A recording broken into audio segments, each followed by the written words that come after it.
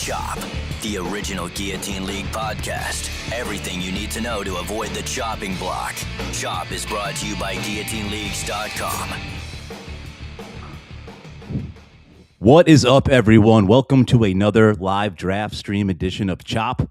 My name is Brian Johnson, one of the co-hosts of Chop, the Guillotine League podcast. Now, I don't always sit in the host chair here, but when I do, I love to have our producer and my fellow co-host of Chop, Matt LaMarca, by my side. Matty La, what up, man?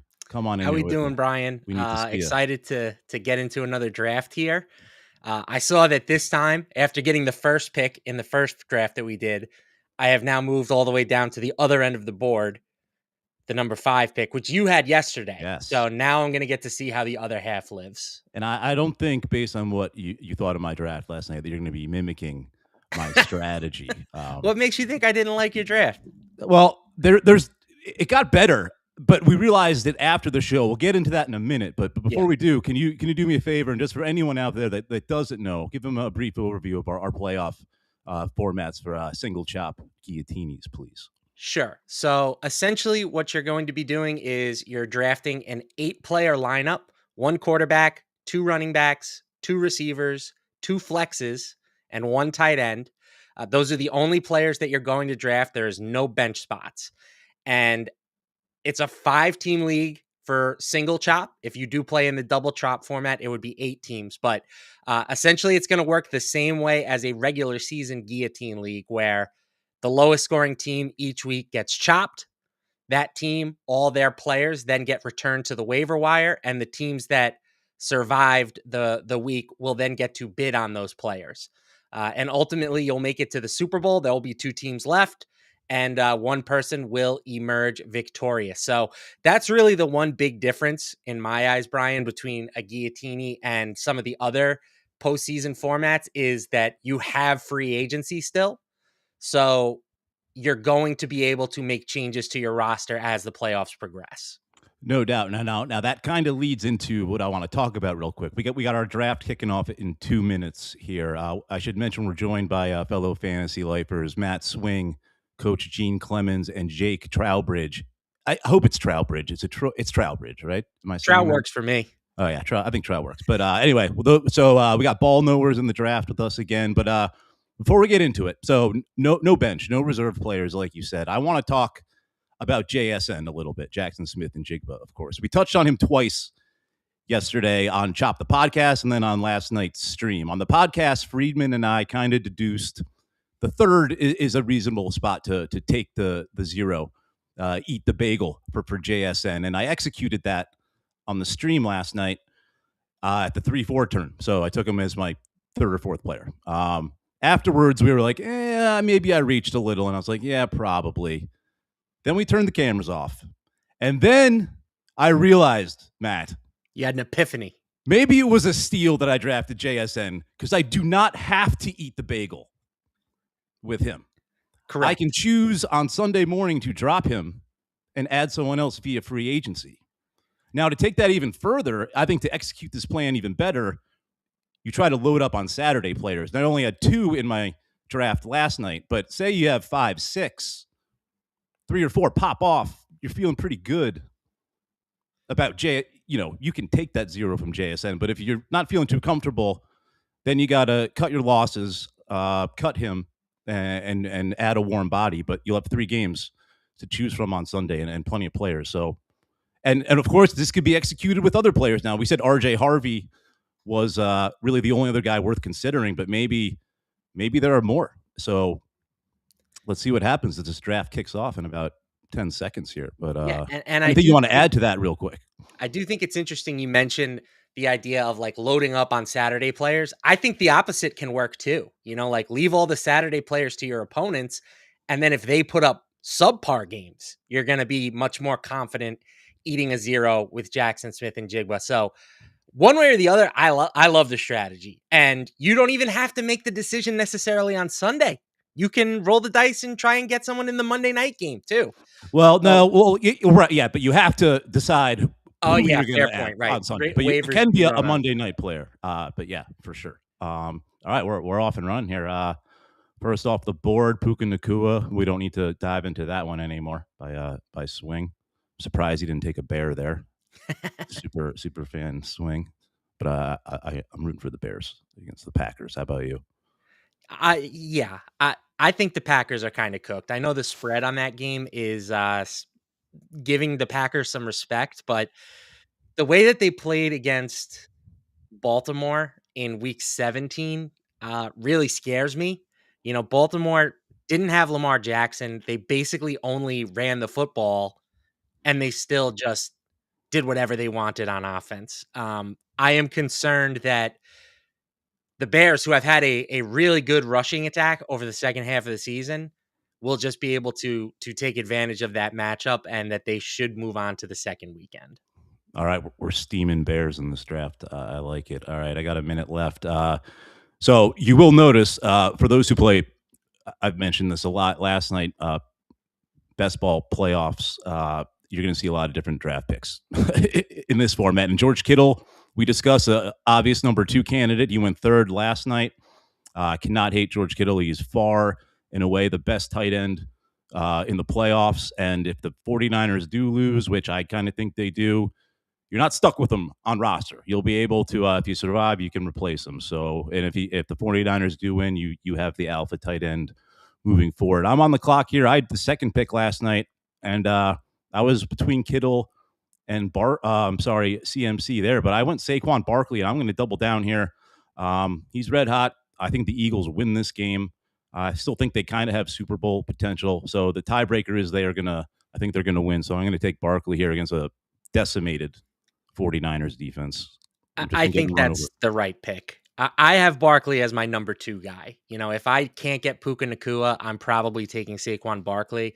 One, because the scarcity of the running back position, which we've kind of talked about multiple times now, it feels like it dries up really quickly. But then 2, I love the first round matchup against that 49ers defense that can't stop anybody right now. The Eagles are 4.5-point favorites, so you get a good chance of him advancing.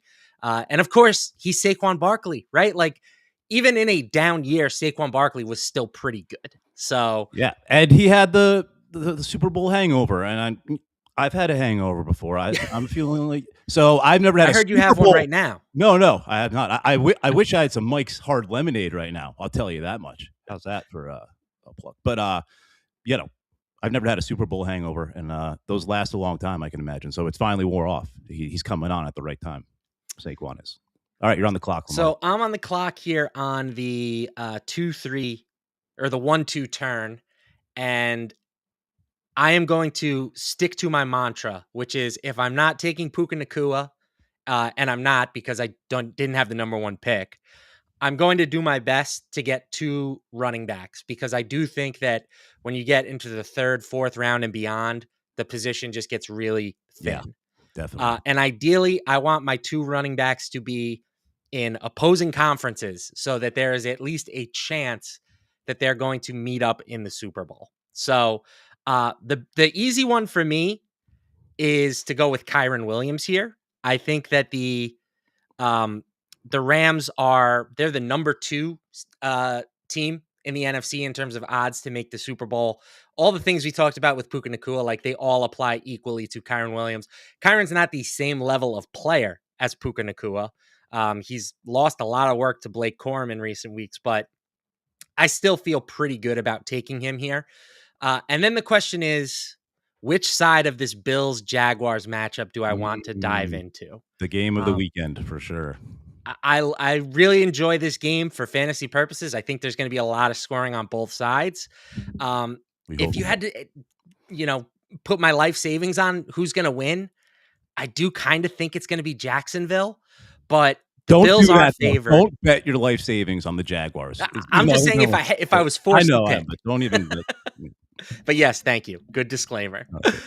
If I was forced to pick, really, I would take the Jags. But that being said, like, James Cook is the better fantasy runner of the 2. So I'm going to put my eggs in the Bills basket here for this particular draft. And, maybe I will look to correlate James Cook with some of his teammates down the line and just go all in on a little Bills making a run. as we've talked about, like certainly the runway is as clear as it's been for the Bills during the Josh Allen era, right? No Patrick Mahomes, no Lamar Jackson, no Joe Burrow. No wide receivers, though, really, for the Well, Bills. yeah, this version of the Bills is probably not as good as we have seen from this team in recent years. But yeah, I'm still I'm a believer in Josh Allen, of course. How can you not be? And James Cook has become his best weapon. Yeah, and buy sell Tootin back for the Jaguars in Week 18. He'll be taking some touches from ETN, who was enjoying life without Tootin for a little while. Yeah. Man, so I like the Cook pick. I believe this is Gene.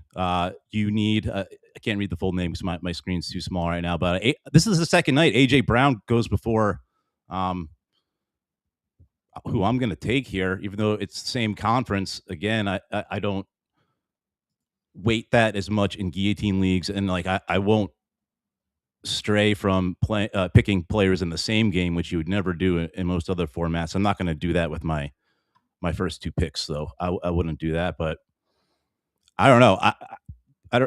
I'm not hating on the AJ Brown pick. It happened last night. Maybe is there a concern with injury of this guy that I don't know about? But I'm taking Devontae Adams here for all the Rams reasons you mentioned. I know I got Puka, but I don't care. I'll take both of the Rams wide receivers.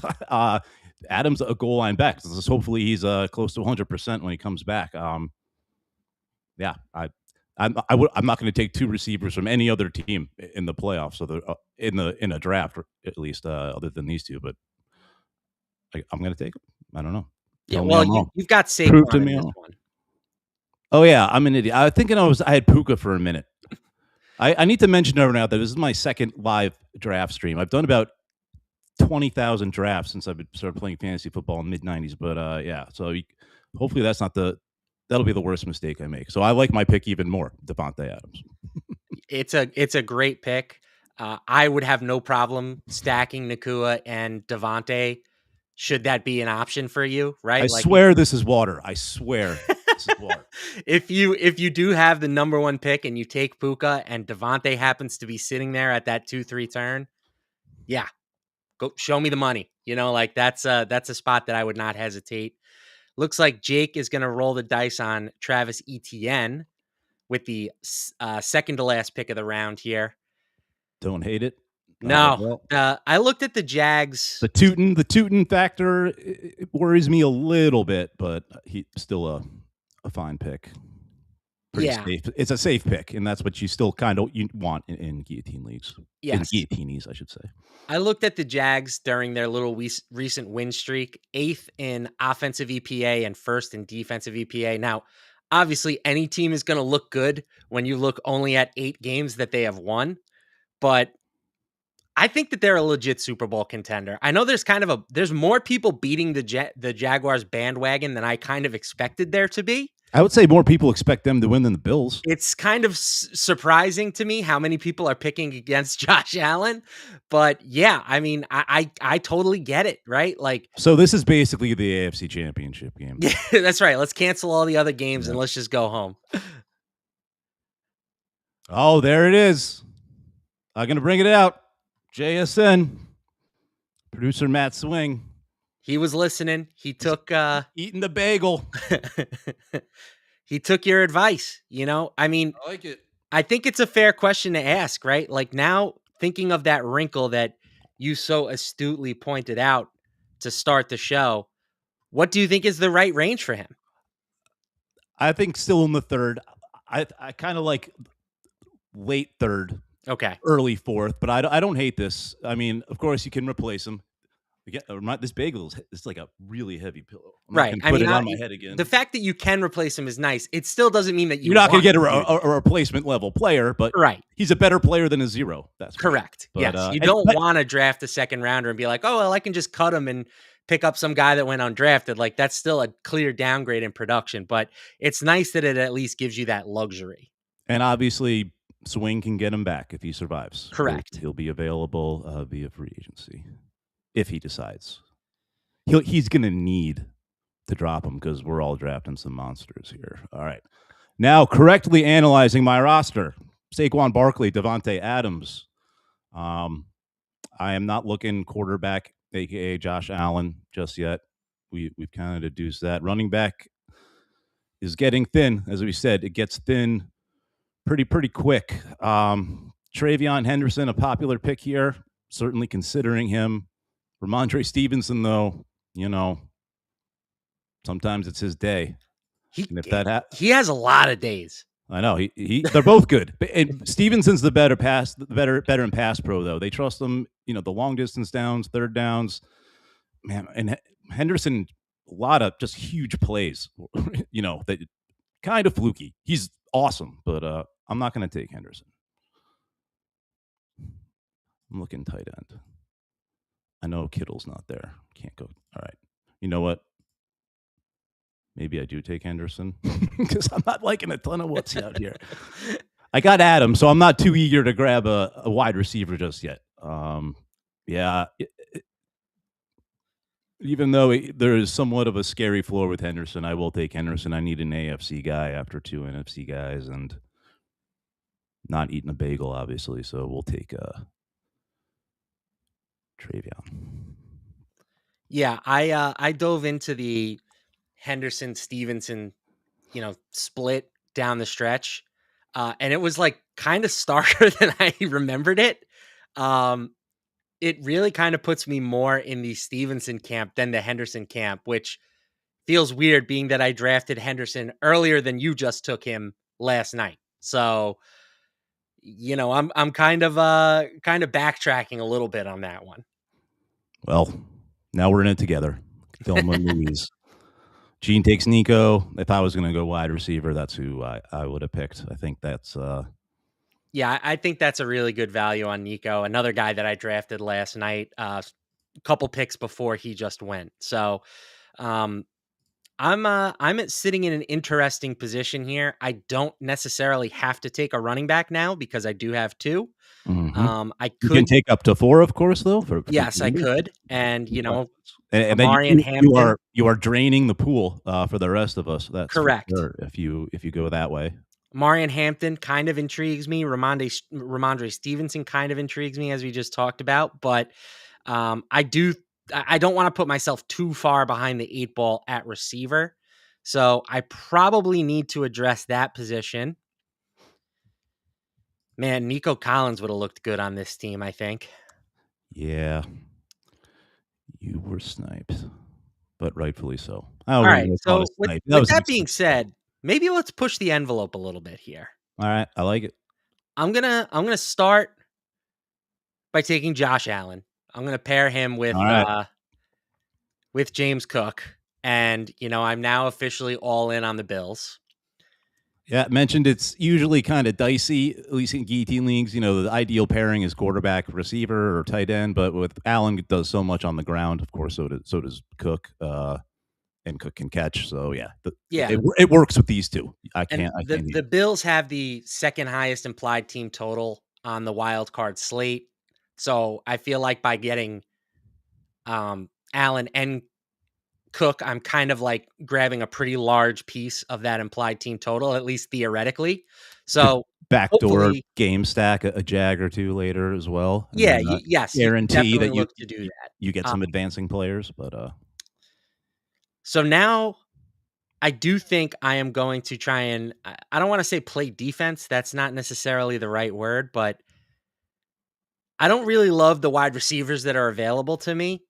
I'm going to roll the dice here on Amari and Hampton, who I think from a pure talent standpoint is better than what this draft position is showing. Whether or not he's healthy enough to carry a full workload in the playoffs remains to be seen. He's also going to have to do it against the Patriots, who have been a really tough run defense this year. So, I totally get Hampton being priced the way that he is, but I do think by getting 3 running backs, I'm now going to be significantly more well off than some of my peers should I advance, into the latter stages of this thing. Now you just have to pray that someone like me doesn't draft Kamani Vidal. Well, if I have to, I can move on, And yeah, and you mentioned, the Chargers probably going to lose in New England, but can't stress enough. It's not. You have to factor that when drafting players, but it's not as important as in other formats where you're just locked into guys. You can replace them as long as they score. I mentioned this on the stream last night. I think it was Lamar Jackson. After the first week, the wild card week, I advanced the team, but all my players were chopped because they were on losing teams except Lamar Jackson. So even I was forced to spend some fab there, Lamar.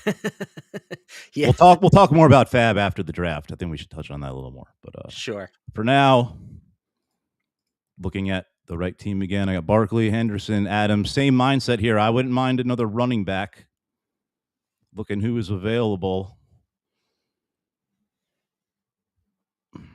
I'm just not feeling Woody Marks, man. Not feeling Woody Marks. I'm gonna go.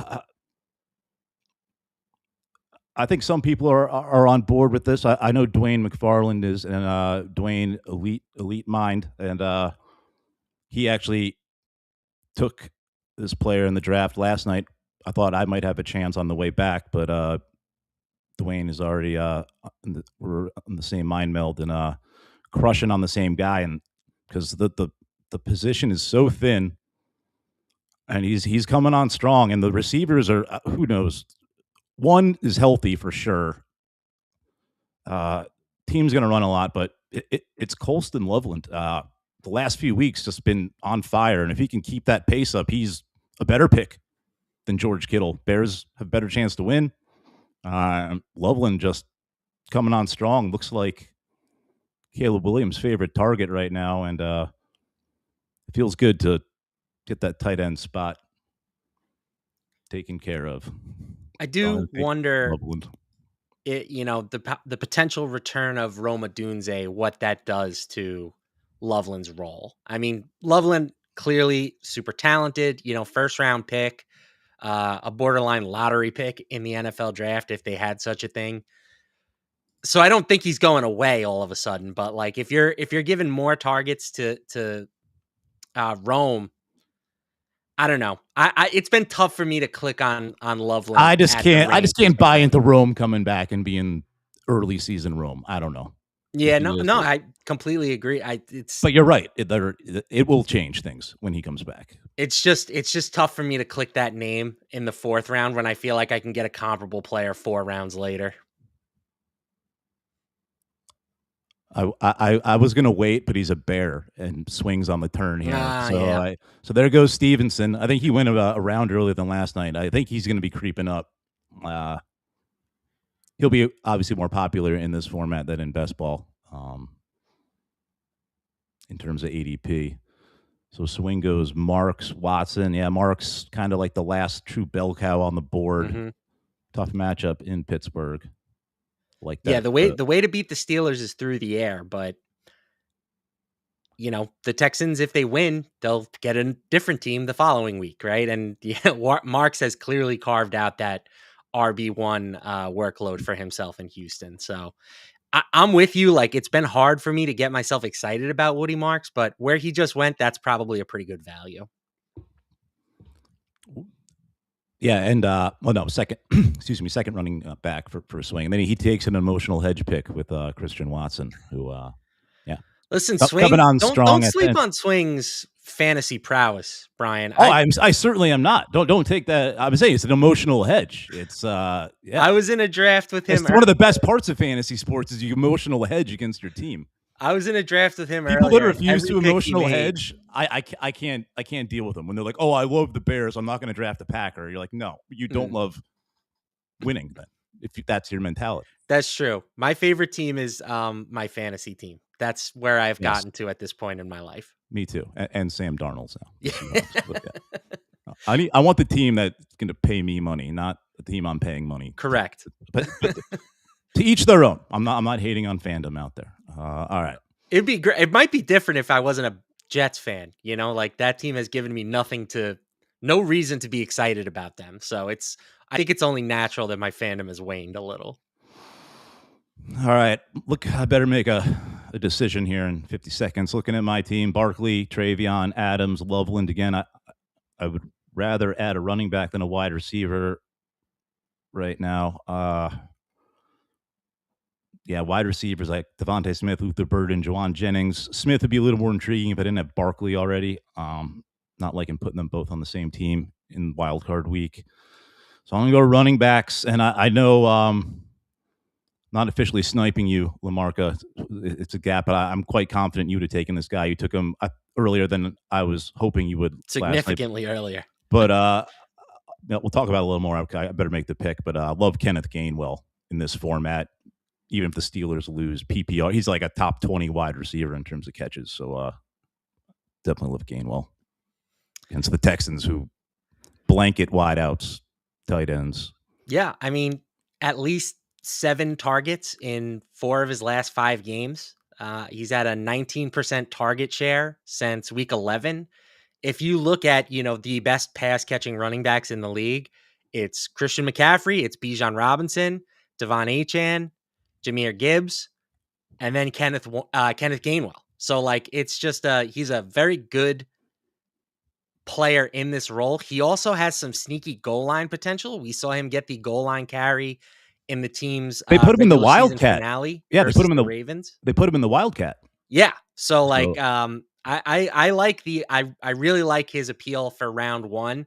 And again, it's not impossible that the Steelers win this game. They're 3.5 point underdogs. So for sure. You might get multiple games out of Kenneth Gainwell. I think it's a good pick, considering where he went in the running back hierarchy here. Thank you. We got Gene on board. CMC, AJ Brown, Nico, Jacoby Myers. I like this start a lot. I like his start. Again, I don't know if I win AJ Brown over Devontae Adams, but that's why they play the games. Time will tell. Ooh, Tet McMillan. I like it.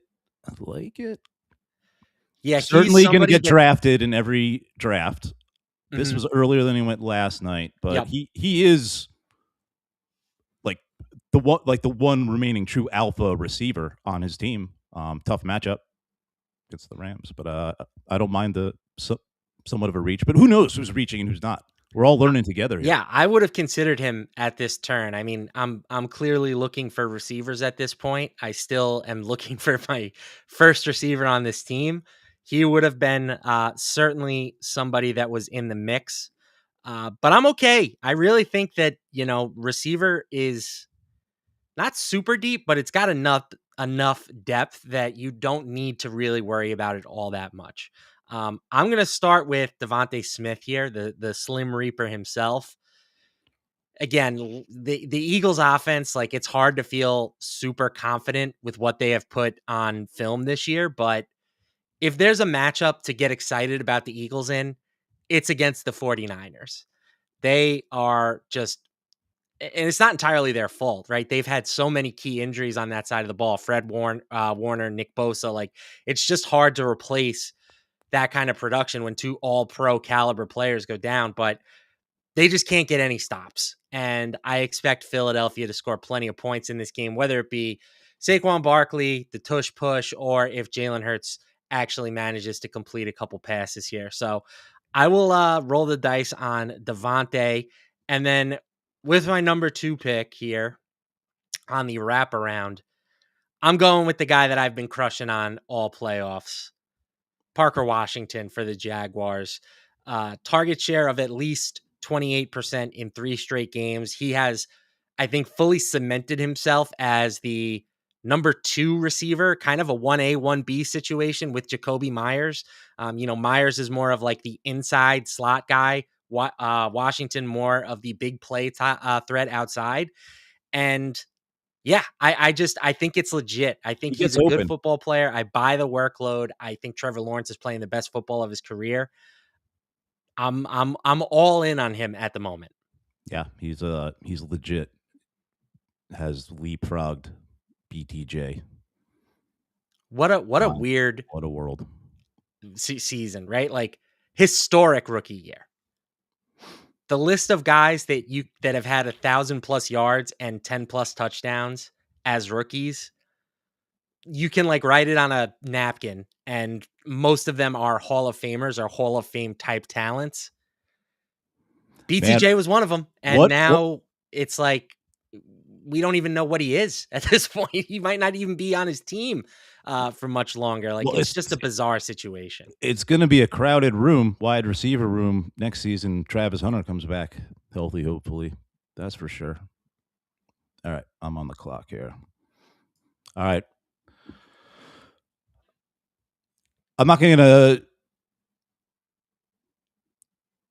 give too much of an intro into this pick. I'm going to execute the strategy we opened the show with yesterday. We're like, you should consider him, but I wouldn't eat the bagel with RJ Harvey. But I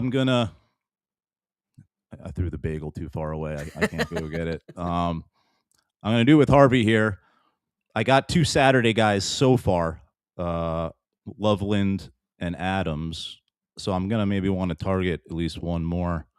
But hey, if I survive, I got 4 running backs. I want 4 running backs, really. I want to fill my flex with running backs. I know as of now it's a 0 for Harvey, but hey, we'll see how Saturday goes. And 6th round, I can get somewhat of, well, again, not replacement level player talent-wise, but certainly someone that will score more points than 0. So I'll play the game.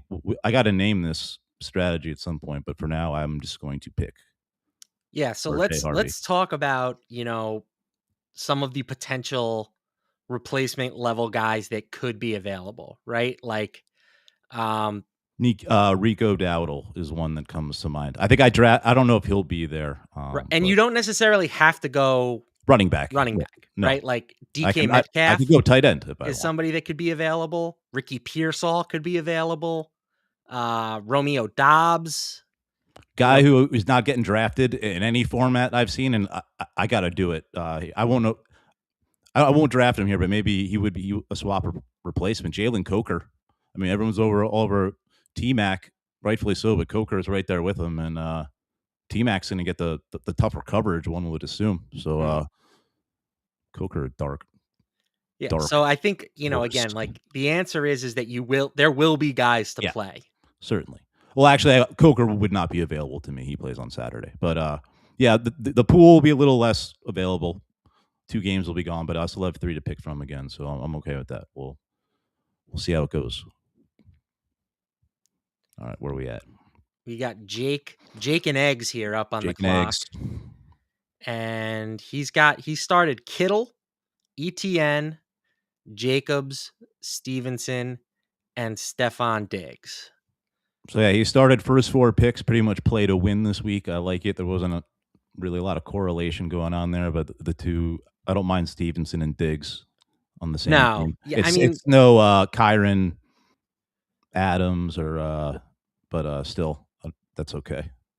Right. In the 4th and 5th round, I don't think there's really like a ton of downside in picking guys who are on the same team. Like, does it lower your floor a little bit? Sure. But if you think they're the best players, it wouldn't dissuade me from just taking them. All right. Blake Corum to Jake, who it could certainly be a Blake Corum game. Blake Corum, Kyron Williams, pretty similar to Kenneth Walker. Zach Charbonnet had us pulling our hair out almost every week, but Corum will get his touches in this game. Rams 10-point favorites. They're going to want to run. Yeah, for sure. For sure. Lost, for those who don't remember, though, lost in Carolina not long ago. The Panthers have some of the weirdest wins this season. Oh, yeah, they never show up when they're supposed to, and then it's the opposite. NFC South champions, though, baby. Keep pounding. Charlotte, is there anything more NFC South than winning the division after losing the play-in game, but then getting help from another team? Yeah, the Falcons were eliminated from the playoffs in like early December, and then they tied for first. Yep. I don't remember division. I know we've had like the sub 500 division winners. I don't think a division has ever gone down like the NFC South has this year. So I saw it's the 3rd time that we've had a sub 500 division winner since 2020. And I think the other one was the Commanders did it. I remember the So- Seahawks did it way back, and that was the Beastquake game. Yes. That was, that was pre. That was a long time 2020. ago, of course. But yeah, the command. Yeah, I remember the Commanders. Yeah. Well, All right. a lot of upset best ballers out there if the Rams lose that game. That's for Oh sure. baby, with that. Anyone in any all playoff. Yeah, that's going to be obviously a huge shot. Yeah, that would really change some things up, man. It really would. All right, I got last two picks. I have to take a quarterback and a wide receiver. I'm gonna wait on quarterback. There are 5 guys I'm happy with. We went over this last night, so and we'll run through them again, and I'll select the right one this time. So looking at wideouts, I just want points here. I'm not looking to pair matchups or anything like that. I'm full on bagels. Can't eat any more bagels. All right. I like the Eagles to win and score points against just a beat up 49ers defense. 49ers going to be forced to throw. Certainly focused on CMC and Kittle a ton. I'll take Jennings here. I don't mind grabbing Jennings with my second to last pick. That seems very late for Jawan Jennings. Certainly later than you'll get him in other formats. Even though the 49ers they're sliding based on their being underdogs, but yes. Yeah, I'm happy with the Jennings there. Now I'll start scouting my quarterbacks. I do think that it's the most interesting team, right? Like, I almost feel like if you're going to take a 49er, you should almost build around them. Because if they win this week, they have the upside to just go the whole way and put up a bunch of fantasy points while doing so. But if they don't win this week, then obviously you're not going anywhere anyways. So, oh yeah, it was a party for a while. Then they ran into the Seahawks. Yes, but yeah, for sure. So yeah, eventually I'm gonna pick somewhere other than the turn, and I will probably experiment with some 49er centric builds. I do like the Eagles in that game, but certainly it's not a foregone conclusion that Philadelphia is going to beat them. No, definitely not. Definitely not. All right, we got Gene on the clock. What does Gene need here? We're all getting down to our mandatories. So Gene needs a quarterback and tight end. And a tight end. I'll be interested to see what he does here. There's one tight end I like a lot who drafted last night. I'm not going to get him this week, of course. I think he might have just went. He did. I love it. I love that Schultz pick. While you ponder for a minute, on paper, it's a great matchup for Schultz against the Steelers, the guy I'm targeting. They're top 5 in the most yards, catches, touchdowns allowed to tight ends. Schultz is a playoff vet. Should get leaned on. Soft pass defense. I like that pick. Yeah, and it kind of leaves me in a weird spot. I was eyeing Dalton Schultz as my tight end. I would have liked him on your team. That was the tight end I would have taken, obviously. I think I'm the last person to take a tight end in this league, the way things have gone. So it feels weird that Dallas Goedert's going to be the last of the starting tight ends off the board. I don't necessarily disagree with him being the last tight end off the board either. Like, he kind of put up very good numbers this year, but it was so feast or famine, so touchdown dependent.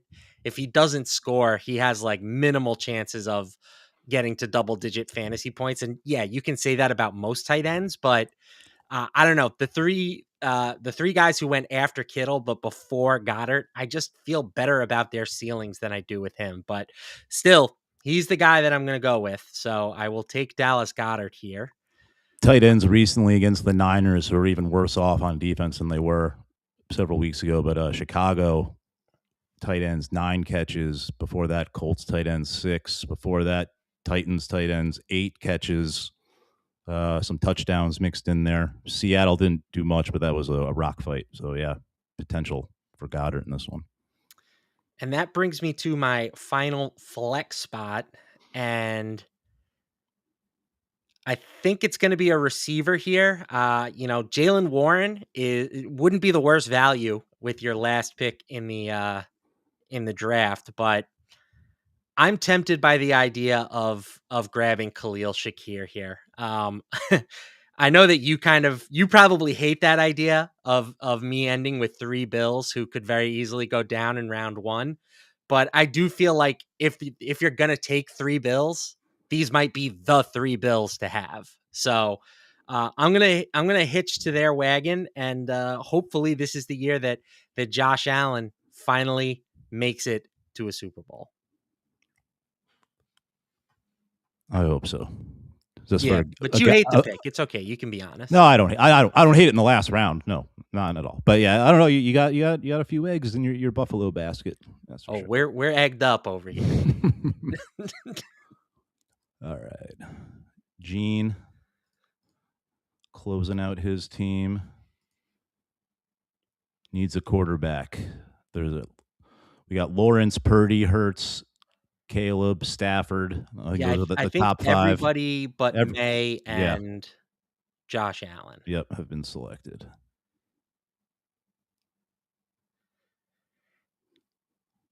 I got to be honest. I have a guy in mind that I want, and I even though I'm happy with pretty much the 5, really 4. There's one I really want here. I thoroughly enjoyed being the first pick yesterday, just because it meant that I didn't have a huge decision to make at quarterback. Yeah, I kind of just got to pick the guy that fell into my lap. I don't know, like, if I had to prioritize these guys, who I like the most. I can probably lean towards Stafford, but like, Gene just took Jalen Hurts. I can't argue with Jalen Hurts. No, I love that. That's who I would have taken. Fantasy quarterback for years. Yeah, that's who I would have taken if I were Gene. I would have taken Hurts. I would have had a little trepidation because I have Barkley, but they're in the same boat as the Josh Allen, James Cook pairing, basically. So I would have considered Hurts, but ultimately not who I would have went with. So not technically sniped because generally I want rushing upside here. Pretty much in any week in a Guillotine League with my quarterback, but this guy certainly doesn't have any rushing upside.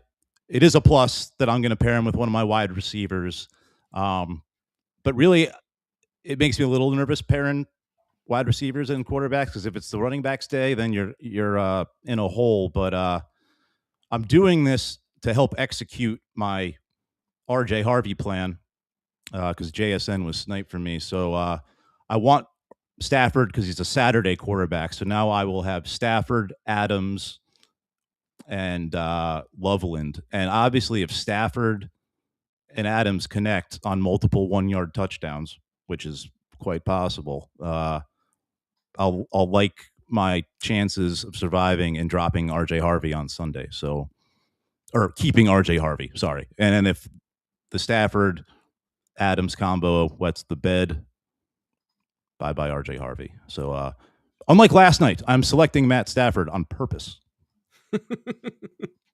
Devontae Adams, truly, I think I've made this joke before, but truly the Jerome Bettis of wide receivers. Oh yeah, I like that. Great analogy. Mike Allstott. All right, looks like Jaden Reed closed it out. And then Brock Purdy to wrap things up. So, I don't know. We can take a brief look at these rosters here. Yeah, the arrows to the right. Yeah, we can click on those. So, producer Matt Swing ended up with Purdy, Swift, Marks, Puka, JSN, Kincaid, Watson, and Burden. So, really, really spread out team. So he's got the bagel strategy in play for those who missed the beginning of the stream. JSN, you are not stuck with a 0 if you draft him. You can see how things play out on Saturday, or even if you don't have any, and of course that's not for players on your own team. If big name players not on your team are duds on Saturday, that improves your odds of holding JSN. So we'll see how that works out for Swing, but I like the team. Then for Jake, he went with Drake May, ETN, Josh Jacobs, Stephon Diggs, Jaden Reed, George Kittle, Ramondre Stevenson, and Blake Corum. So he's got a Patriots stack here: May, Diggs, Stevenson, but then 5 one-offs. It looks like. Yeah, May Dig Stevenson hoping for a shootout, and then that Chargers Patriots game. But he's got Kittle. But man, if Kittle doesn't have a day, it's going to be bad. But I think Kittle should not go further than 4th. Then we've got it's tough to make that case. Coach Gene here with team. You need to cut it. You remember that song? I'm older than you, but I don't, so that's bad. You're not that much older than me. I bet you I am. All right, we'll talk off the air. All right. Jalen Hurts, Christian McCaffrey, Kyle Monangai, AJ Brown, Nico, Dalton Schultz, Jacoby Myers, and Teteroa McMillan. So he went the four wide receiver route. You don't see that much, but I like it. I'm glad he didn't.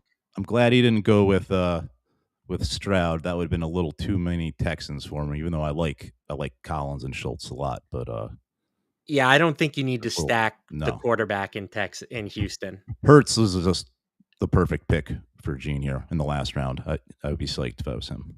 I am kind of surprised looking back at it that he did not take Dallas Goedert over Dalton Schultz. I just feel like, again, maybe that's too much exposure to Philadelphia and he didn't feel comfortable with that, in which case I completely understand.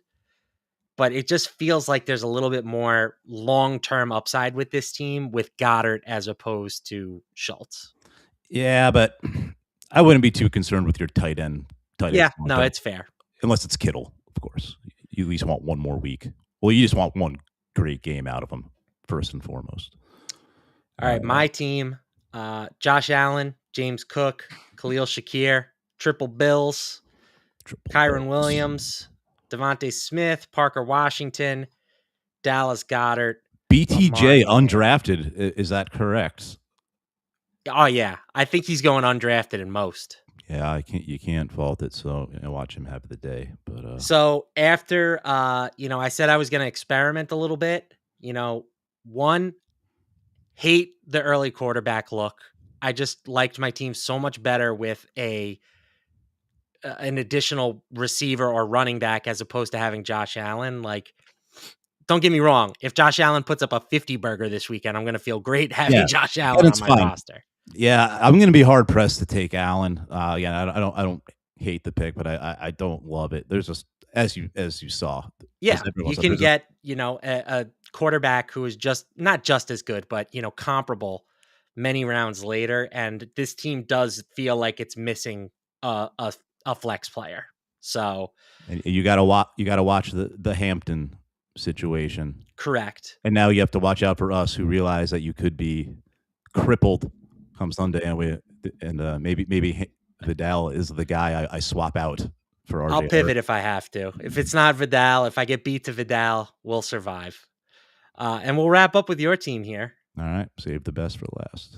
Just kidding. Stafford, Barkley, Travion Henderson, Devontae, Jawan Jennings, Colston Loveland, Kenneth Gainwell, and RJ Harvey. Again, the Henderson pick, it scares me a little bit. I'm a fan of this team.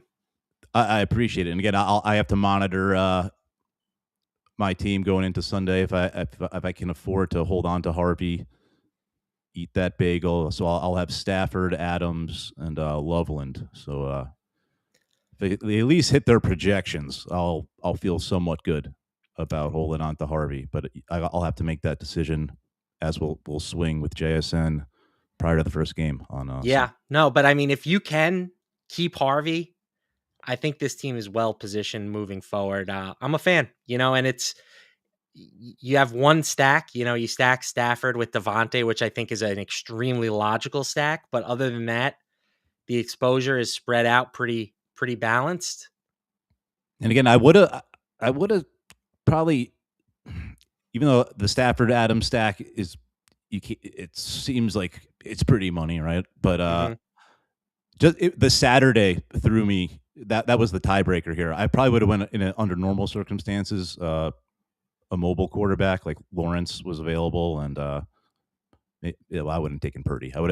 Lawrence is probably who I would have taken, in a vacuum. But in this scenario, Stafford was still third at the position in fantasy points per game this season. I know. So it's like, yes, he doesn't run, but it also didn't impact his fantasy scoring like at all. Let's see real quick. What did he do in Carolina in that game? 243 and 2. Threw 2 picks, though. It's not good. I know it's not good. That's like a replay like that. But listen, the Panthers have a good secondary, but week 13 was Adams playing then? Let's see. I believe Adams was still there in week 13. Yeah, he caught 2 touchdowns. All right. Yeah, those were like 1-yard touchdowns too. There you go. I remember. All right. I'm feeling good. All right. Before we close out, first off, thanks to everyone watching. We're not leaving just yet, but thanks to Swing, Gene, and Jake for partaking in this draft. We'll have another one tomorrow night, 6 Eastern. But let's talk Fab real quick before we close out. Now, yesterday I was kind of like, I'm just going to save my Fab like I do in the regular season. I was kind of thinking, I wasn't thinking if I had a ton of players eliminated from my team. Because you can survive a week, of course, but you can lose players if their team loses their game. So you lose a lot of players, you got to spend more money. But LaMarco, you kind of swung me that I shouldn't be so frugal following the wild card week with my Fab, and you laid it out better than I could. So why don't you just revisit what you brought up yesterday regarding Fab? Sure. Yeah, I think the big difference between a playoff guillotine and a regular season guillotine is that in the regular season, the player pool is just constantly expanding. You've got teams getting cut. There's only, by the time you make it to the end, there's only 28, 42 players rostered. Like you have basically just, you're spoiled for choice. That's not the case in the playoff guillotines. The pool, if anything, is just going to continue to shrink and shrink and shrink. And if anything, the teams that are getting eliminated and chopped each week, there's a good chance that they are bringing with them players who were eliminated from the playoffs, right? Like teams that lose tend to score fewer fantasy points than teams that win, which sounds obvious, but it means that Metcalf has done that like at least twice in his career. I remember he did once with the Seahawks. He put up like a 50 burger, but they lost. But yeah, that happens a ton for sure. Yeah. So there's just not going to be a ton of options to spend your Fab on as the playoffs progress. The best opportunity that you're going to have, in my opinion, is after round 1. You've still got 8 teams available that are in the playoffs.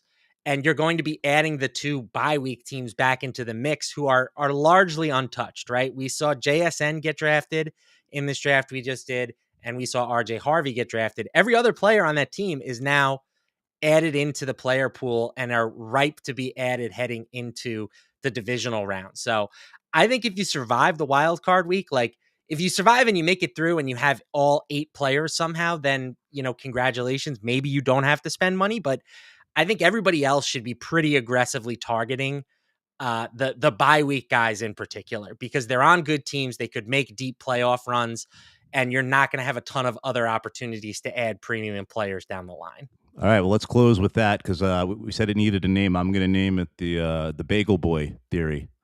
I mean, Bagel Boys. Put it on your head one more time. I'm not kidding, man. This thing is heavy. It's like weighted, and I'm like 5'11" and 3/4. I really don't want to. I will just put that there. I mean, come on. Like heavy. That's good TV, though, Brian. Wait, we're on camera? Just kidding. All right, but all right. Before we go, what other Bagel Boys worth drafting? It would be last round outside of JSN Harvey. Is there any? I don't think any of the other guys offer enough upside to make the strategy worth it. I mean, theoretically, the more people that take drafted players. Bo Nix? No. Well, I'm certainly not eating a 0 at quarterback. Well, again, you don't have to. You You got Stroud most likely available. Rodgers, but not Bo Nix, but Sutton in the last round.